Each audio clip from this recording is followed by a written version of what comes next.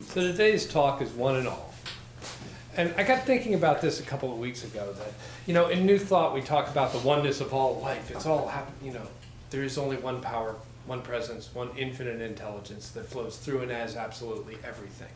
And we talk about this oneness as if we actually perceive life that way all the time. Ever notice that? Right? So say, yeah, I got that one. It's all one. We're going to roll with that right now. But it's the truth. Sometimes it takes a little mental gymnastics to get around to the understanding, and sometimes it takes a lot of deep spiritual work to actually experience the understanding that we can gain by the mental gymnastics. So like the mental gymnastics are that there is actually only one moment in time, ever, and it is right now. And if you can grasp that idea, that this is the only moment in time, right now, then you can begin to see how absolutely everything that exists must be existing right now, in the only moment that we experience. That's one way to get to the idea of the unity of all life. And now you can think about that as I like starting small, like, okay, there's me and you. Let's just keep it to a level that the mind can comprehend a little bit, right? And we can both say that we are right here, right now. We may be perceiving things differently, but we are both right here, right now. And then you can expand that. We can look into the whole room and say, wow, we are all right here, right now in an absolutely unique combinations of consciousnesses, states of beings, atomic particles gathered together in certain forms that will never be recreated in this room right now. Because this particular configuration of all of the matter and stuff and consciousness is never going to come together in this particular way ever again, because it's only happening right now. And we can all say, okay, we are all experiencing this, however we're experiencing this right now. Right? So is this getting into this idea of unity? Okay, let's go out a little bigger. Everything that is happening in this city, with all of its diversity and all of the variations of this substance, which we call, if you're scientific, it's the subatomic particles that are gathering together into atomic particles that are gathering together into molecules that are gathering together into all of the stuff that makes stuff, right? And if you're spiritual, you can say it's all of the consciousness happening in various individual forms that it has taken, whatever way you do it. Whatever's happening in this city and in all of the activities that are going on, all of the places where people are worshiping, all the places where people are not worshiping, all of the places where people are, having life going on right in this very moment. It's all happening right now. It's one life.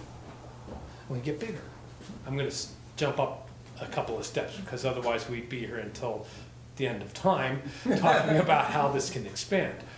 So, okay, so you can see that how it works regionally, right? Can you imagine that working globally? Like here we are on this mud ball we call Earth that is surrounded by an atmosphere, right, that encapsulates us in our little womb of Mother Earth. And we have life and consciousness, and it's all happening right now. All 7 billion plus of us as human beings, plus every other particle of living matter, plus every other animal, plus every other thing that's going on. It's going on right now. It's happening as one. There is just this moment going on right now. Now, expand that out. We've got solar systems and galaxies. We've got that multiple galaxies, right, that are floating around that we know about. And I'm going to talk about my favorite thing, the Hubble telescope, which proves the vastness of the universe. If you have never seen the ultra deep field shot, please take a moment to log on, go to NASA and look up the ultra deep field shot. Now they've expanded it since the original one. The original one was done by the Hubble telescope where they found a speck of sky that astrophysicists and astronomers thought was empty.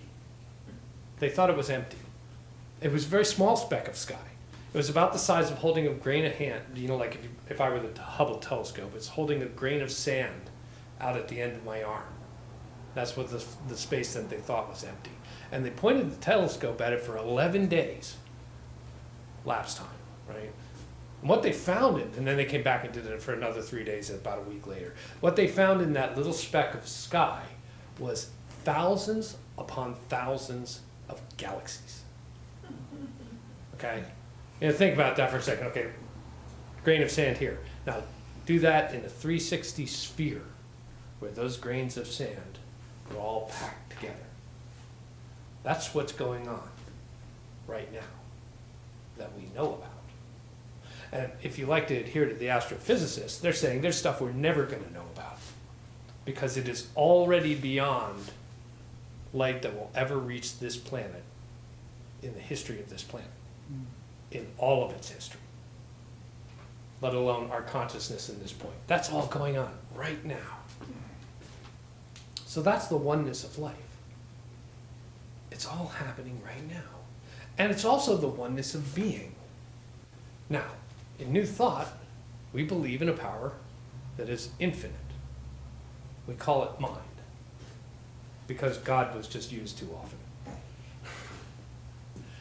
We call it mind, and what that mind represents is the allness of intelligence itself, the creative power that made all this stuff that we didn't make. Honest goodness, we didn't make it, unless you're a solipsist, but we won't go down that road. And there's this power, and it created all this, and it is still creating all this in all of its various forms that it is taking right in this moment now. And the fun stuff about New Thought is that we get to direct that as consciousness. Okay? So it's all one. But what we experience is it's all one, but who's that? Right? Look around. Say, I'm all one with the universe. Who's that? Part of what happens when we get into this experience of life where we are right now is that we start differentiating between our version of life and everyone else's version of life. And we subject ourselves to opinions. Anybody have opinions? Anybody not have opinions? Because I'm going to come and worship at your feet. I have a few opinions. I try to keep them on the loving side of life. Right now in our class, our prosperity class, we're doing a 21-day challenge of not complaining at all for 21 whole days. I got 6, and then I had to change my wristband. I found myself indulging in a little bit of complaining, and now I'm back to day 2. But it's cool when you do that. All of a sudden, it changes your consciousness. It elevates yourself. Like, what am I complaining about? And what I have determined that I'm complaining about is that I hate people.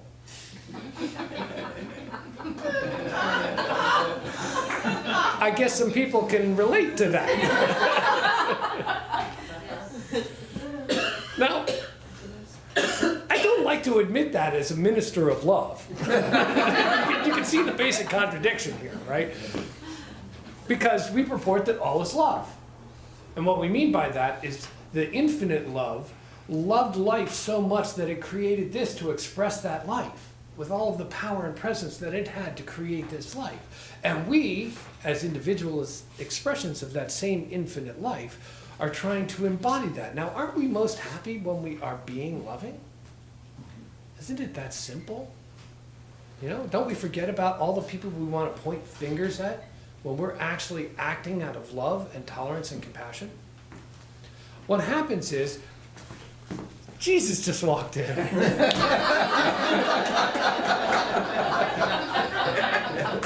I love that. This is one of my dear friends. And you always come in at such perfect time.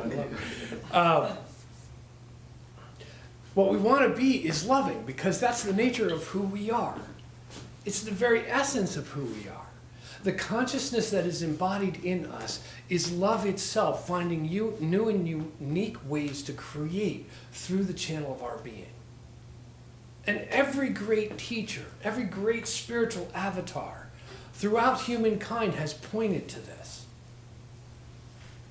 And I'm not going to go through them all, honest to goodness. There are many books, you can go look them up. You know, but ultimately, at the very core of it, it was talking about being love on this planet and expressing love, and that was the course to happiness. You know? So what happens when we find ourselves in that place of not liking people? Right? We separate ourselves in our mind, because you can't really do it in reality. We separate ourselves from expressing love.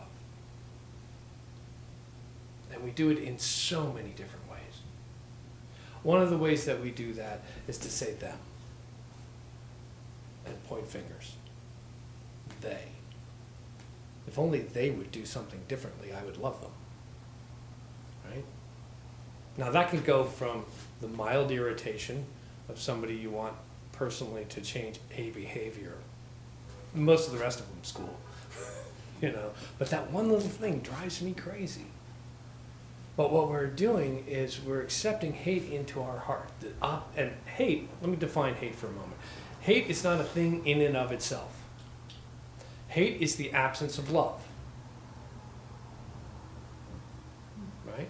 And what we've done is we've created this idea that because the emotion that can go with that, the negative emotion that can go with that, is so strong that it's this thing in of itself that we have. Right? And we've created an entire language around expressing it. From I hate that, or them, or whatever the situation is, to that annoys me, which is just a different way of saying I hate that. You know, see, like in the spiritual world, the meter's really fine. It's really fine. And so what we want to do is we want to experience love and happiness. Everybody want love and happiness? Yes, please. Anybody want the opposite? Not really. If we want to experience love and happiness, we have to begin in the only place where we actually have control. And even there, the control is one of corralling rather than actually directing. Anybody ever try to really control your thoughts? Right? Pink elephants. Aha. Don't see blue.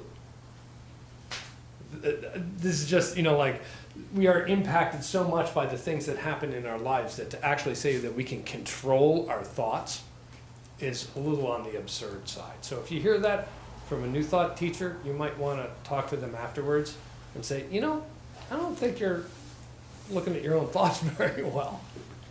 What we can do is we can direct our thinking. See, my belief is, and this is just my personal belief, is that thoughts exist outside of us. That they are floating around in this general atmosphere that surrounds our little mud ball that we've created, that has all of the thoughts that were ever thought, could be thought, right? Or could be thought, and we're walking around in it. And occasionally we walk into one of these thoughts, and it inserts itself in our mind. You ever have an experience where you say, where did that thought come from? You just walked into it, or drifted by. You know, and it popped in there and said, here, pay attention to me. That's my theory. That's the theory of Reverend D. The other thing is that we absorb so many, I think, and so many pieces of information that we are not currently aware of. Hundreds of thousands of pieces of data come into every moment of our existence that we are just not aware of. And it may be that's generating the thoughts. The synaptic firings that are bringing about the thoughts that go into all of our awareness. However, that doesn't explain who's watching the awareness. Anyhow, I love having you here. Thank you. We have an ability in our minds to direct our thinking. So we can have thoughts and say, oh, you know what? I'm either going to put power behind that thought or I'm going to change that thought to something else. Right? And what this brings about is the act of how we get to being loving and caring in the world. And the way that we get to be loving and caring in the world is that we forgive. And everybody hates that. And I forgive them for it. Because forgiveness is not an easy thing to do. Forgiveness is removing the challenge and the charge and the emotional attachment we have to our hateful thoughts. Removing them.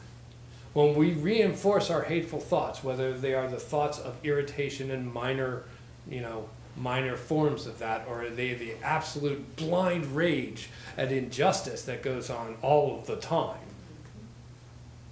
right? Then whatever we put that emotional power behind is where we are focusing our awareness. And in focusing our awareness there, guess what? In New Thought, and this is the basis of this teaching, the universe is responding to us. That our thoughts are causative. And that in their causativeness, what they are causing is the majority of what our thinking is for our experience of life. So if you're not liking what you're getting, the place to change it is in your thinking first. And the way to change it, the really basic, there are a lot of ways to change it, honestly. You can, meditate, go take ayahuasca, although I don't really recommend that. You can do all sorts of things. Work with a practitioner, I recommend that one. There are just mounds and mounds of spiritual paths that you can take to actually calm the thoughts to the point where you can choose better thoughts. But the first thing you have to do is let go of the energy charge around the thought. You have to forgive whatever the place, person, or thing that happened. That's not for them. It's not even condoning what happened.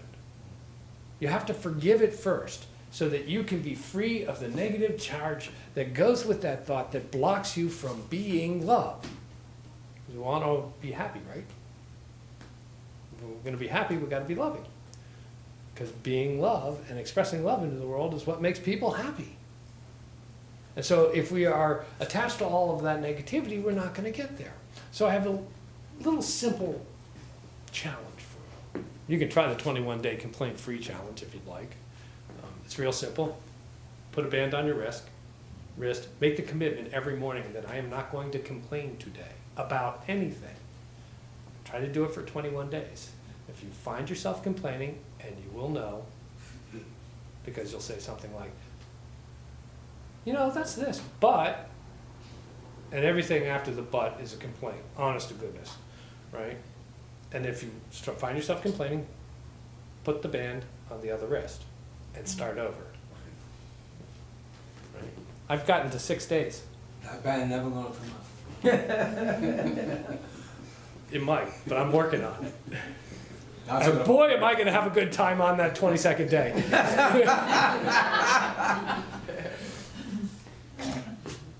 There's a simple way to find out if you've forgiven somebody or not, or some situation or something. And this is not mine, but I'm going to share it with you because I love it. Is can that person, place, or thing walk through your mind unharmed? Right? And that's the meter. And if it hasn't, and they can't, you have to do some work. Because forgiveness does not come free. Forgiveness comes with our actually making a conscious effort to relieve ourselves of all of the emotional energy that goes on when that person, place, or thing walks through our mind and we get to relive that negative feeling once again. And guess what? This is really good for us because in New Thought, the tendency of our thinking is what you tend to experience in your life. So if you were thinking about somebody you dislike all the time, guess what the universe is going to say? Yes! Have some more of that. And we wonder why we get to do it again. You ever find yourself there? How did I get myself into this situation again? That's a self-answered question. I got myself into this situation again. So, I invite you to let those people, places, situations, walk through your mind, and then do the forgiveness work until they can walk through your mind free of any emotional charge from you. And you've released them. They can be unharmed. And now you have all of the energy that was going into harming that person in the very depths of your mind to use to be loving and compassionate and active in the world and happy. Simple, but not necessarily easy. I invite you to try. And that is the spiritual journey.